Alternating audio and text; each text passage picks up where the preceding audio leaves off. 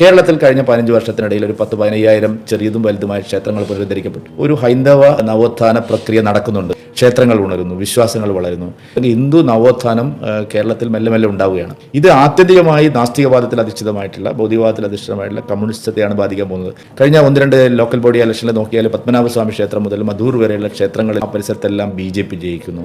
ഇത് അവരെ വല്ലാതെ ഭയപ്പെടുത്തുന്നുണ്ട്. അധികകാലം അവർ പിടിച്ചു നിൽക്കാൻ കഴിയില്ല. അവരുടെ ഐഡിയോളജിയെ പൂർണ്ണമായിട്ടും കീഴ്മേൽ മറിക്കാൻ കഴിയുന്ന ശേഷിയുള്ള ഒരു ആശയം കേരളത്തിൽ വളർന്നു വരുന്നു. കമ്മ്യൂണിസത്തിൽ നിന്ന് കേരളം മെല്ലെ ദേശീയതയിലേക്ക് വരുന്നു. അതിനെ തകർക്കാൻ 2 വഴികൾ ആദ്യം അവർ നോക്കി. ആദ്യം അവർ ഈ ക്ഷേത്രങ്ങളെല്ലാം പിടിച്ചെടുത്ത് ഞങ്ങൾ ഭക്തന്മാരാണെന്നുള്ള രീതിയിൽ അവർ പ്രവർത്തിക്കാമെന്ന് വിചാരിച്ചു. അവിടെയും സംഭവിക്കുന്നത് അവർ കൂടുതൽ വിശ്വാസത്തിന്റെ കാര്യങ്ങളും അമ്പല കമ്മിറ്റികളൊക്കെ വരുമ്പോൾ യഥാർത്ഥ വിശ്വാസത്തിന്റെ കാര്യം പറയുന്ന BJPക്കും RSSനും സ്വീകാര്യത വർദ്ധിക്കുക. അപ്പോഴാണ് കുറച്ചു കാലം ഇടതുപക്ഷത്തിലെ കുറച്ച് ബുദ്ധിജീവികളും പിണറായി വിജയനും ഒക്കെ ആലോചിച്ചിട്ട് എന്നാൽ പിന്നെ ഒരു കാര്യം ചെയ്യാം, നമുക്ക് ഈ വിശ്വാസത്തെ ആകെ തകർക്കുന്ന ഒരു നീക്കം, ഒരു നവോത്ഥാനം, അതുകൊണ്ടാണ് വനിതാ മതിൽ, നവോത്ഥാന സമിതി, സാമുദായിക സംഘടനകളെല്ലാം കൂടി അവർ ചെയ്തത്.